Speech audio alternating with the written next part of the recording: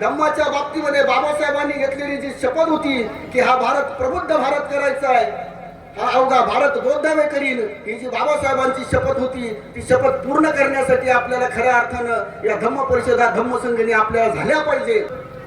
धम्म हा धर्म नाही, धम्म हा धर्म नाही तर हा जीवन जगण्याचा एक मार्ग आहे. पण सर्व धर्मामध्ये जर श्रेष्ठ धर्म जर कुठला असेल बाकीच्यांच्या भाषेमध्ये तर तो फक्त बौद्ध धर्मच आहे, बौद्ध विचारच आहे, हे मी मोठ्या जबाबदारीने सांगतो.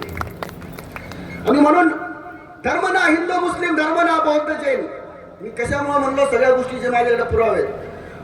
धर्म ना हिंदू मुस्लिम, धर्म ना बुद्ध जैन, धर्म चित्त की शुद्धता, धर्म शांती सुख चैन. म्हणून आम्ही त्या अर्थाने या ठिकाणी बौद्ध धर्माला धर्म या शब्दाची उल्लेख इथे केला नाही, तर कुठेही बौद्ध धर्माला धर्म म्हटलेलं नाही.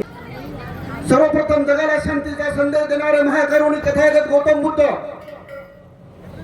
वेद नाकारणारे गांडू भरवरम चले मर्दो के बेहाल पती होता भूगल मध्ये पेढे खाई चिरल, अशा पद्धतीने या देशातली परिस्थिती सांगणारे संत कबीर, ऐसा राज चाहूं मैं जहां सबको मिले अन्न, ऐसा राज चाहूं मैं जहां सबको मिले अन्न, छोटा बड़ा सब सम रहे, रविदास रहे प्रसन्न, असे सांगणारे संतांची शिकवण देणारे पहिले संत रविदास महाराज. बौद्ध धम्माला सर्वात प्रथम राजाश्रय देऊन स्वतःची सर्व संपत्ती आणि सर्व आयुष्य धम्मासाठी अर्पण करणारा जगातला पहिला राजा चक्रवर्ती सम्राट अशोक, नाचू कीर्तनाची रंगीत ज्ञानदीप लावू जगी असं सांगून जगातलं पहिलं कीर्तन करणारे, जगातले पहिले अभंग रचन करणारे, जगातली पहिली आरती लिहिणारे वारकरी धर्माचे संस्थापक संत नामदेव महाराज. नामदेव कीर्तन करी पुढे देऊ नाचे पांडुरंग, जणी म्हणे ज्ञानदेवा तुम्ही बोला अभंग. अशा पद्धतीनं ज्ञानेश्वरालाही अभंग बोलवण्याची ताकद असणारे नामदेव महाराजांची शिष्यनी असणारे संत जनाबाई. कांदा मुळा भाजी अवघी मिठाई माझी, लसूण मिरची कोथिंबिरी तेथे व्यापिला हरी, सावताने केला मळा विठ्ठल पायी गोव्या लागला. अशा पद्धतीनं पंढरपूर पासून 6 मैल अंतरावर राहणारे तरी सुद्धा एकही दिवस दर्शनाला न जाता विठ्ठलाला आपल्याकडे बोलवणारे अशा पद्धतीचे संत असणारे संत सावता महाराज, संत गोरोबा काका, संत याकूब बाबा, संत मौनी बाबा, शेख मोहम्मद बाबा, लतीफ मोबिन मुसलमानच्या सगळ्यात उल्लेख केला अशी सर्व बहुजन संत मंडळी. छत्रपती गुरु शिवाजी महाराजांचे खरे गुरु, छत्रपती शिव तुझे नाव ठेविले पवित्र, छत्रपती सूत्र विश्वास की.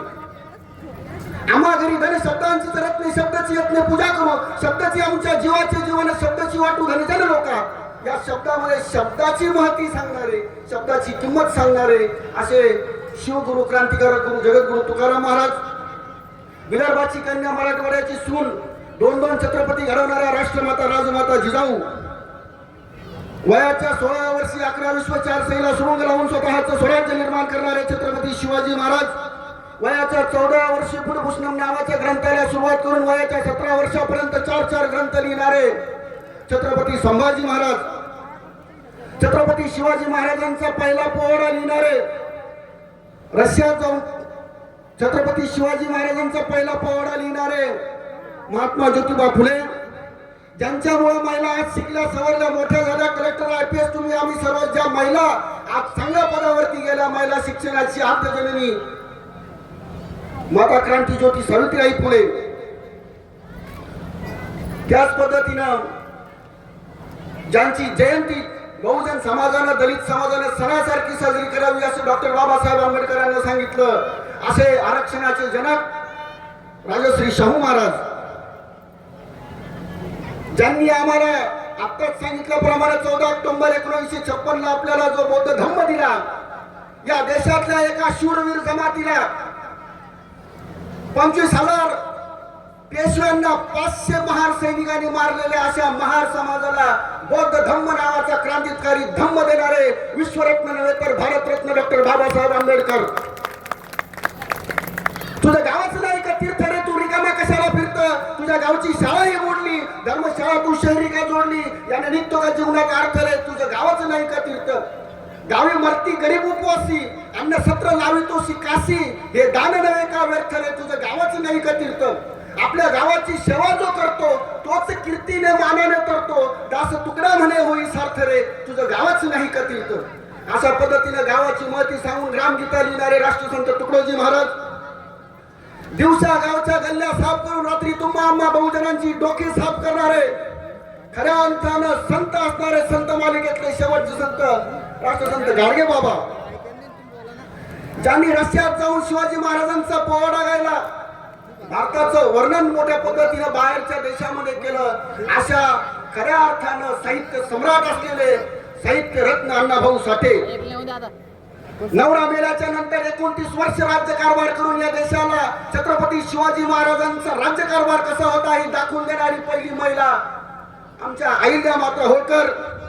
तसेच या महाराष्ट्रात नाही तर या भारतामध्ये ज्या ज्या बहुजन महामानवांनी या बहुजन समाजाला मुक्तीचं, भयमुक्तीचं आणि भटमुक्तीचं काम केलं, अशा सर्वच बहुजन महामानवाला या शिरंगाव नगरीमध्ये तुम्हा सर्व उपासक उपासिकांच्या टाळांच्या गजरामध्ये मी शिवाजी पाटील या ठिकाणी विनम्र अभिवादन करतो. आताच तुम्हाला सांगितल्याप्रमाणे या ठिकाणी आपल्या गावची या धम्म परिषदेच्या निमित्ताने आपण सर्वजण एकत्रित जमलो. आपली कितवी धम्म परिषद आहे? आता 5वी धम्म परिषद आहे. म्हणजे आता आपण 5व्या वेळेस धम्म परिषदेच्या निमित्ताने या ठिकाणी एकत्रित जमलो. अगोदरच्या वक्त्यांनी सांगितल्याप्रमाणे तसा कार्यक्रमाला खूप उशीर झाला. मला पण बोलायला वेळ खूप कमी दिलेला आहे, तर तरी सुद्धा मी काही मोजक्या गोष्टी तुमच्या समोर या ठिकाणी मांडणार आहे. 5 वेळेस धम्म परिषद झाल्याच्या नंतर सुद्धा धम्माच्या बाबतीमध्ये बाबासाहेबांनी घेतलेली जी शपथ होती की हा भारत प्रबुद्ध भारत करायचा आहे, हा अवघा भारत बोधावे करीन, ही जी बाबासाहेबांची शपथ होती ती शपथ पूर्ण करण्यासाठी आपल्याला खऱ्या अर्थानं या धम्म परिषदा धम्म संघटने आपल्याला झाल्या पाहिजे. परंतु हे सर्व होत असताना आज आपण बघतोय की जे सर्व धर्माला अपेक्षित होतं या ठिकाणी आपण धम्माचा विषय करतोय. धम्म हा धर्म नाही, धम्म हा धर्म नाही तर हा जीवन जगण्याचा एक मार्ग आहे. पण सर्व धर्मामध्ये जर श्रेष्ठ धर्म जर कुठला असेल बाकीच्यांच्या भाषेमध्ये तर तो फक्त बौद्ध धर्मच आहे, बौद्ध विचारच आहे, हे मी मोठ्या जबाबदारीने सांगतो. आणि म्हणून धर्म ना हिंदू मुस्लिम, धर्म ना बौद्ध जैन. मी कशामुळे म्हणलो, सगळ्या गोष्टीचे माझ्याकडे पुरावे. धर्म ना हिंदू मुस्लिम, धर्म ना बुद्ध जैन, धर्म चित्त की शुद्धता, धर्म शांती सुख चैन. म्हणून आम्ही त्या अर्थाने या ठिकाणी बौद्ध धर्माला धर्म या शब्दाची उल्लेख इथे केला नाही, तर कुठेही बौद्ध धर्माला धर्म म्हटलेलं नाही, की मी बोललो. आताच आपल्याला ज्या पद्धतीने विपश्यना त्या पद्धतीने शिकवली, विपश्यनाची माहिती दिली, ज्या पद्धतीने आनापान ध्यान प्रक्रिया आपल्याला शिकवली, आर्य अष्टांगिक मार्गामध्ये 7व्या आणि 8व्या क्रमांकामधला जो मार्ग आहे सम्यक स्मृती आणि सम्यक समाधी, यासाठी आपल्याला आर्य अष्टांगिक मार्गातल्या 2 मार्गाने चालण्यासाठी आपल्याला विपश्यना आणि ध्यान धारणेची आवश्यकता आहे. म्हणून त्याच्याकडे आपल्याला दुर्लक्ष करून चालणार नाही, प्रत्येकाने हे केलंच पाहिजे. त्यांच्यासाठी एकदा जोरदार टाळ्या वाजवा. ज्या लोकांनी हा क्रांतिकारी निर्णय घेऊन धम्म परिषदेच्या दिवशी डॉक्टर बाबासाहेब आंबेडकर जयंती उत्सव समिती शिरसगाव वाजरे आपला भीमनगर या सर्व आयोजक मंडळासाठी एकदा जोरदार टाळ्या वाजवा. त्यांनी कशासाठी तर हा क्रांतिकारी निर्णय घेतला. धर्म परिषदेच्या दिवशी प्रबोधनकार बाबळे महाराज यांचं कीर्तन मला नाही वाटत अजून महाराष्ट्रात कुठं झालं असेल अशा पद्धतीने आपल्या जिल्ह्यात आपल्या तालुक्यात पहिले, म्हणून त्यांच्यासाठी पुन्हा एकदा जोरदार टाळ्या वाजवा. आणि एवढा उशीर झाला उन्हातानाचे तुम्ही सर्व कसे आले तुम्हाला माहिती आहे. एवढं ऊन आहे तरी बसले, त्यामुळे तुमच्या सगळ्यांसाठी एकदा जोरदार टाळ्या वाजवा. आणि मी तुमच्या सेवेसाठी आलो म्हणून माझ्यासाठी टाळ्या वाजवा. माझ्यासाठी जरा कमी आला, स्वतःसाठी जादा होता. ठीक आहे, असो. तर मी गावात आलो, मी फोन केला, माझे काही मित्र, माझं बोलणं झालं सर. तर मी सर विचारलं कार्यक्रम म्हणजे कसं काय आले संभाजीनगरून. म्हटलं कार्यक्रम होता. मी काय कार्यक्रम म्हटलं धम्म परिषदेचा कार्यक्रम आहे, त्या निमित्तानं मला व्याख्यानासाठी बोलवलं. तर एकदम तिथं चर्चा चालली की हा ते बौद्ध समाजाचा बौद्धाचा कार्यक्रम आहे. मुळात धम्म परिषद ही फक्त बौद्धाची नाही, मुळात धम्म परिषदेसाठी सगळ्या जाती धर्माच्या लोकांनी एकत्रित आलं पाहिजे, धम्माचा उपदेश ऐकला पाहिजे, धम्माची देशना ऐकली पाहिजे. किमान ऐकून घ्यायला काही प्रॉब्लेम नाही, पण आपल्या देशात प्रॉब्लेम असं झालेला आहे की आम्हाला ऐकायचं काहीच नसतं. आता मग एक जण म्हणला की बा तू मराठ्याचा धम्म परिषदेला जाऊन काय करणार आहे. पण आता आपण बघितलं की आपल्यापैकी कोणी उपासना केली नाही. कोण कुठल्या जातीत जन्माला आलं, कोण कुठल्या धर्मात जन्माला आलं, यापेक्षा त्याच्या आचरणात कुठला धर्म आहे आणि आचरणात कुठले विचार आहे हे श्रेष्ठ आहे. म्हणून अण्णा पटेल इंग्रजीसाठी एकदा जोरदार टाळ्या वाजवा. आपण बौद्ध धर्मात जन्माला आलो, आपण बौद्ध म्हणून आहे, पण आपण उपासना केली नाही, मात्र त्यांनी उपासना केली. बौद्ध आचरणात आणण्याची गोष्ट आहे.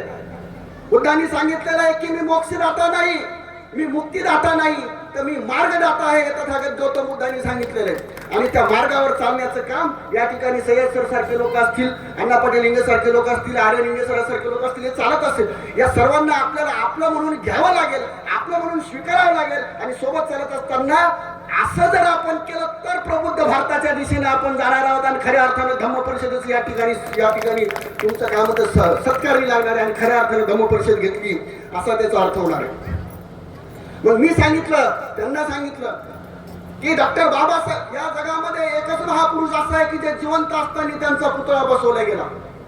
1950 साली बिंदू चौक कोल्हापूर या ठिकाणी डॉक्टर बाबासाहेब आंबेडकर हे जिवंत असताना त्यांचा पुतळा उभारला. आणि पुतळा उभारणारे भाई माधवराव बागल हे मराठा समाजाचे होते. मी तुम्हाला या ठिकाणी आवर्जून सांगतो, बाबासाहेबांना पहिले दलित अस्पृश्य समाजाचा नेता संबोधणारे की तुम्हाला आता नेता मिळाला, देव मिळाला, तुमचं नेतृत्व मिळालं असं सांगणारे राजश्री शाहू महाराज हे सुद्धा मराठा होते. हे तुम्हाला मी या ठिकाणी आवर्जून सांगतो. बाबा आत्ताच उल्लेख झाल्याप्रमाणे पण बाबासाहेबांना गौतम बुद्ध आणि धम्म नाही, गौतम बुद्ध आणि धम्म ग्रंथ तर बाबासाहेबांनीच लिहिलेला आहे. पण बाबासाहेबांना स्वलिखित गौतम बुद्ध चरित्र भेट देणारे, बाबासाहेबांचे गुरुवर्य असणारे, शाळेमध्ये ज्यांनी बाबासाहेबांना गौतम बुद्ध चरित्र स्वलिखित भेट दिलं असे कृष्णाजी अर्जुन किरुस्कर गुरुजी हे सुद्धा मराठा होते. हे तुम्हाला मला आवर्जून सांगायचे. बाबासाहेबांना शिष्यवृत्ती देऊन परदेशामध्ये पाठवणारे बडोदा महाराज सयाजीराव गायकवाड महाराज हे सुद्धा मराठा होते. हे मी तुम्हाला आवर्जून सांगायचे. आणि म्हणून बाबासाहेबांना मसुदा समितीचे अध्यक्ष बनवण्यापासून बाबासाहेबांच्या खांद्याला खांदा देऊन काम करणारे, अहोरात्र बाबासाहेबांसोबत झटणारे, शिवाजी शिक्षण संस्थेचे अध्यक्ष, देशाचे पहिले कृषी मंत्री कोण होतं नाव सांगू शकता? देशाचे पहिले कृषी मंत्री, हा ठीक आहे, त्यांच्यासाठी टाळ्या वाजवायला. डॉक्टर भाऊसाहेब पंजाबराव देशमुख हे सुद्धा मराठा कुणबी होते. हे मला तुम्हाला आवर्जून सांगेल. आता तुम्ही म्हणताल की कार्यक्रम धम्म परिषदेचा तुम्ही मराठा कुणबी काम, मी हे त्यांना सांगितलं आणि हे तुम्ही सांगितलं पाहिजे. दलित मराठा वाद कुठंही नाही. आणि सगळ्यात मोठी गोष्ट तथागत गौतम बुद्ध कोण होते? या धम्म परिषदेच्या ज्या विचाराच्या निमित्तानं आपण या ठिकाणी जमलो, ज्या विचाराचा जागर जगभर चालू आहे, ते कोण होते? तर ते सुद्धा एका शेतकरी कुणबी म्हणजे मराठाचे पूर्वजच होते. म्हणून इथं जातीचा विषय नाही. म्हणून तथागत गौतम बुद्धाचे विचार हे सगळ्या समाजातल्या लोकांनी घेतले पाहिजे आणि माझ्या समाजाला अगोदर मिळाले पाहिजे. म्हणून त्यासाठी अहोरात्र झटणारे, स्वतःच्या जीवनाचं आता आपले हे सांगतीलच माता रमाईवरती बोलणारे, पण स्वतःच्या पोटचे 4 लेकरं या समाजासाठी त्यांनी स्वतःच्या 4 मुलं दिलेत. स्वतःचं सर्व आयुष्य पणाला लावलं. मनात घेतलं असतं तर सर्व गोष्टी केल्या असत्या, पण त्यांनी सर्व आयुष्य पणाला लावून आम्हाला धम्म दिला. आपल्याला 1956 साली विश्वरत्न डॉक्टर बाबासाहेब आंबेडकरांनी, परंतु तो आम्हाला समजला का? म्हणून माझं असं मत होतं की जे धम्म परिषदेसाठी आले ते किमान वेसना होईपर्यंत कुणी इथून उठू नका. त्यांनी पूर्ण आयुष्य दिलं. तुम्ही एक दिवस देऊ शकत नाही का? वर्षातून एक दिवस देऊ शकत नाही तुम्ही? म्हणून माझी विनंती आहे की तुम्ही तुमच्या तुमच्या वर्षातला एक दिवस धम्म परिषदेसाठी आपल्या गावात दिला पाहिजे. आपल्या गावातून मला वाटतं नागपूरसाठी सुद्धा आपण बरेच जण दर्शनासाठी आपल्या याचं भेट देण्यासाठी पाठवले होते. बौद्ध गायला आपल्यापैकी कोण कोण गेलेलं आहे? आपण या ठिकाणी आपल्या गावचे सुपुत्र, आपले मार्गदर्शक गौतम काका जोगदंडे यांच्यासाठी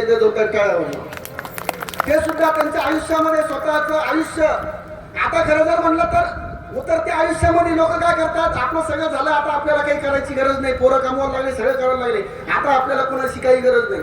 परंतु धम्मासाठी काम करणारे, स्वतःला चळवळीसाठी वाहून देणारे अशा लोकांची गरज आहे आणि आपण त्यांना पाठिंबा दिला पाहिजे, सहकार्य केलं पाहिजे आणि त्यांचं कौतुकही केलं पाहिजे. अगर भीम ना होती तो ये आजादी ना होती, अगर उनका कहना मान लेते तो ये बर्बादी ना होती. चलिए आइए आजादी दुल्हन बनकर, चलिए आइए आजादी दुल्हन मगर कैसे अगर बाबा साहब अब्दुल्ला न होते तो उस आजादी की शादी ना होती, उस आजादी की शादी ना होती.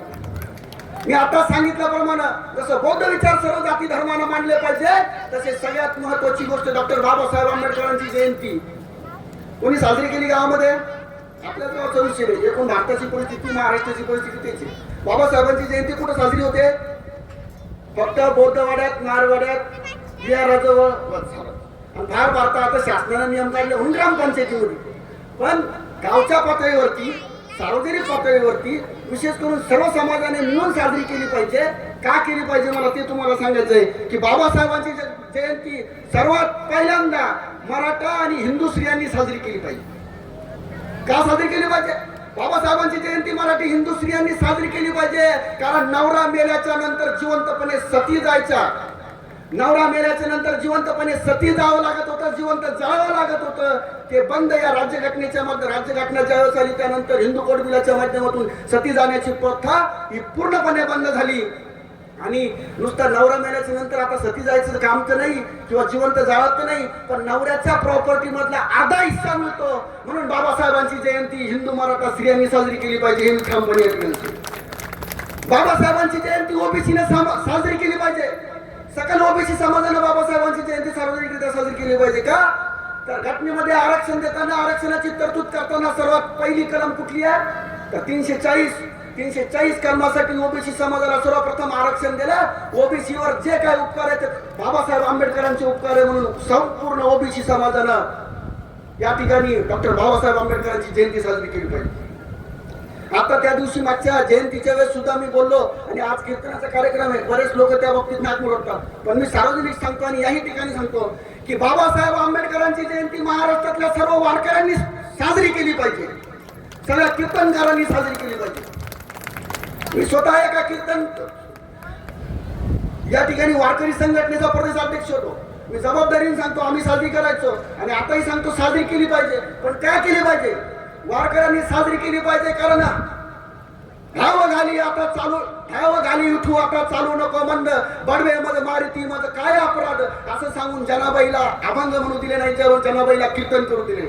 नामदेव महाराजांचं 14 लोकांचं पूर्ण परिवार जिवंत गेला. कुठे गेला, काय गेला हे सांगायचं स्टेज नाही, परंतु गेला.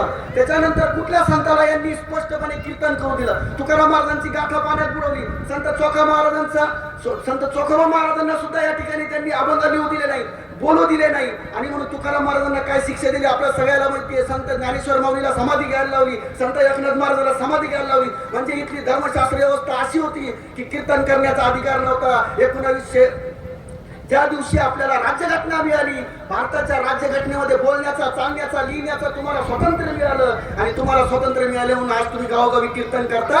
आणि संतांनी एवढा त्रास भोगला, आज तुम्हाला त्रास नाही. तुमच्या 3-3 तळाच्या बाजूला माड्या असू द्या तुमच्या माड्या, पण सगळ्या सगळ्यांनी कीर्तनात बाबासाहेबांचं नाव तर घेतलंच पाहिजे. आज तुम्हाला कळणारच आहे. पण सगळ्या वारकऱ्यांनी डॉक्टर बाबासाहेब आंबेडकरांची जयंती साजरी केली पाहिजे हे मी तुम्हाला या ठिकाणी ठामपणे सांगतो.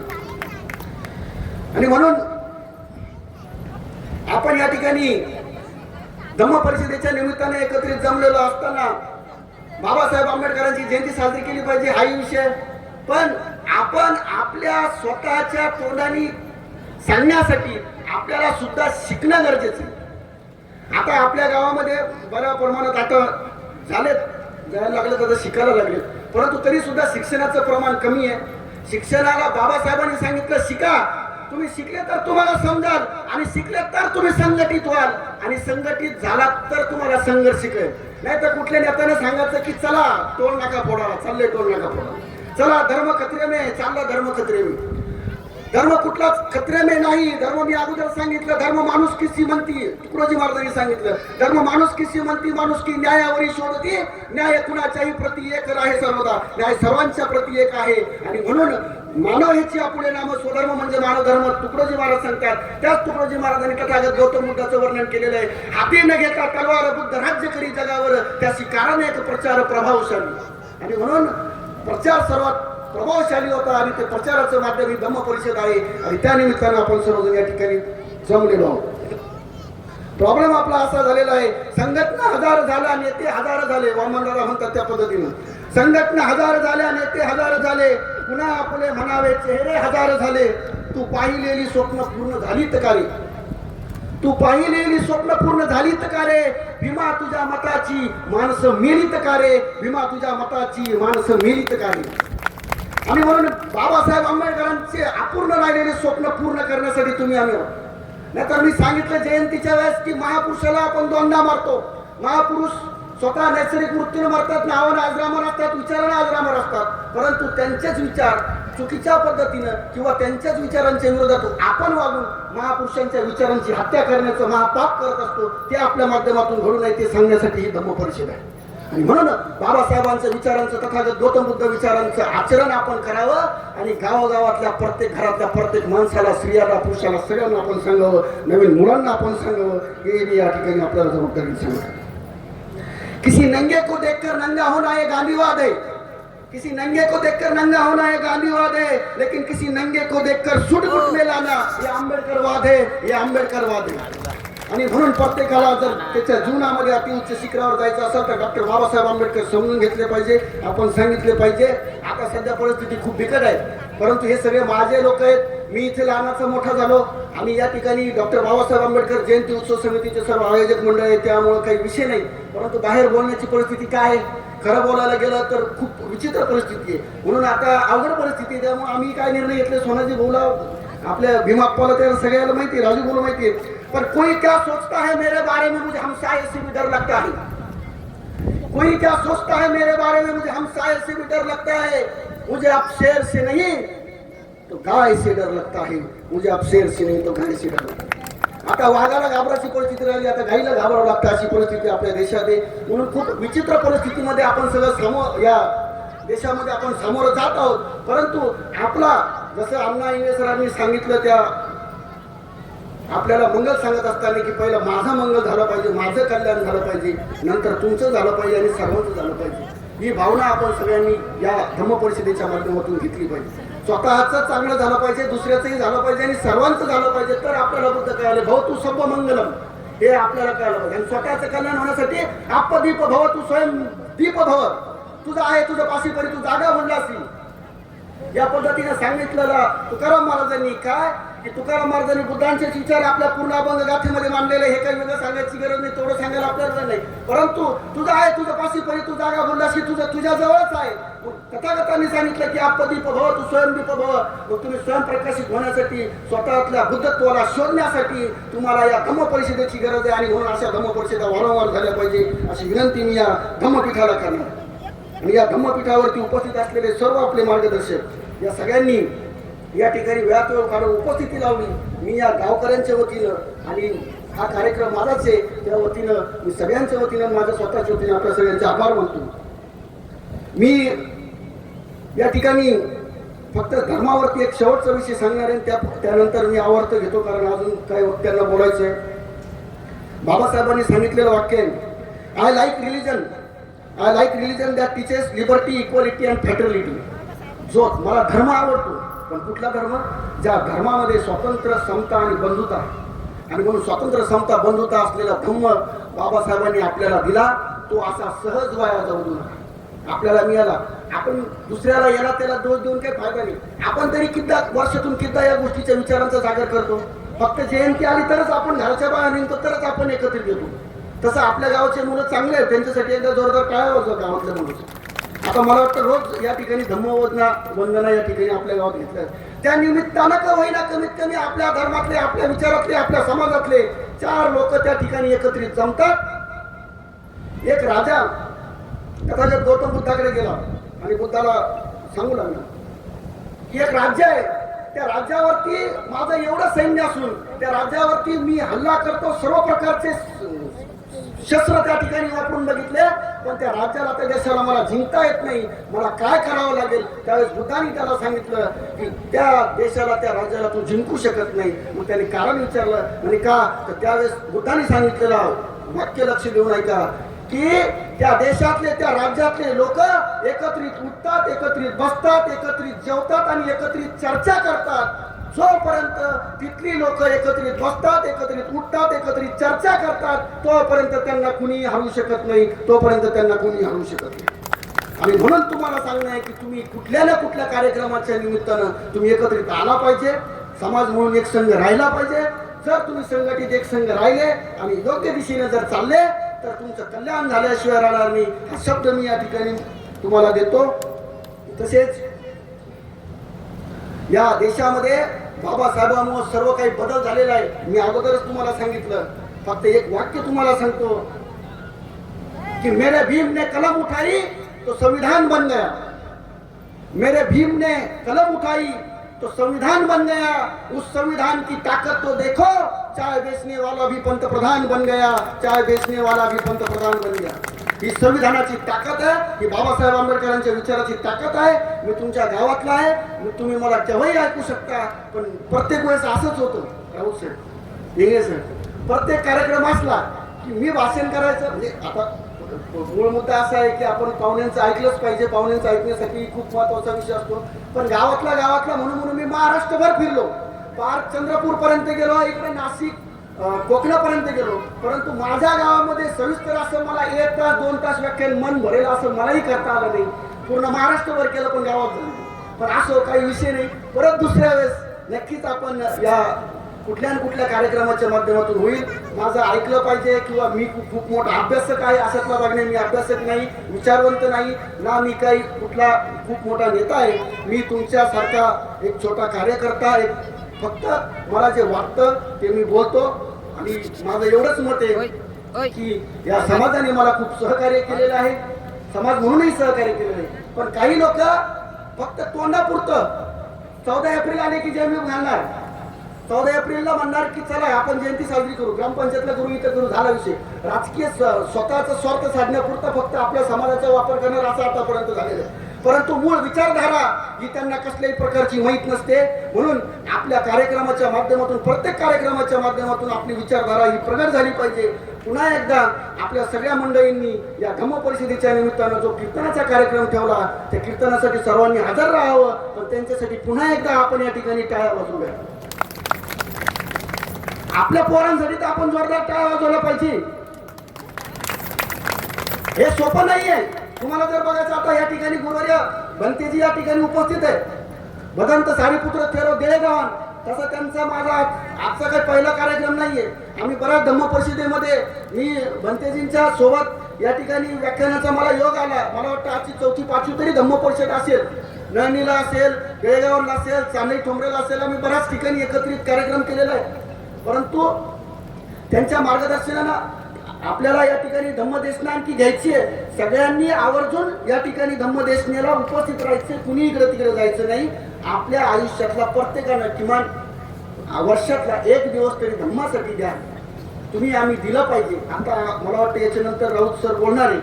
तर माता रमाईबद्दल बोलतीलच. इथं महिला मंडळ खूप आहेत आणि मी त्यांना विनंती करेन की आपण सविस्तर माता रमाईबद्दल बोलावं. कारण माता रमाईनं काय त्याग केलेला आहे, काय सहन केलेलं आहे. म्हणजे तुमचा आमचा संसार आणि त्यांचा संसार त्या त्यांनी त्यांच्या संसाराचं वाटोळं करून तुमच्या आमच्या संसाराची घडी बसवली, तुमचा आमचा संसार नीट केला. मग त्यांच्या विचाराचं आपल्याला प्रचार प्रसार करण्यासाठी तुम्ही आमच्या तुमच्या आमच्या संसारातून थोडा वेळ देऊ शकत नाही का, याचाही विचार तुम्ही त्यांच्या मार्गदर्शनाच्या माध्यमातून करावा. मला बोलवलं, मला बोलण्याची संधी दिली, त्याबद्दल मी आयोजकांचे आभार मानतो. आणि सगळ्यात पहिले तुम्ही सगळ्यांनी माझे तोडके मोडके शब्द ऐकून घेतले त्याबद्दल तुमचेही आभार मानतो आणि या ठिकाणी थांबतो. धन्यवाद. जय भीम, जय भारत.